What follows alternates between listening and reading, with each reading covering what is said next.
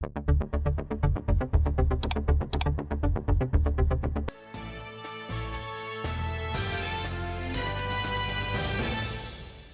अभी हम आपको खबर दें, कराची से डेयरी माफिया का दूध की कीमत में इजाफे का ऐलान।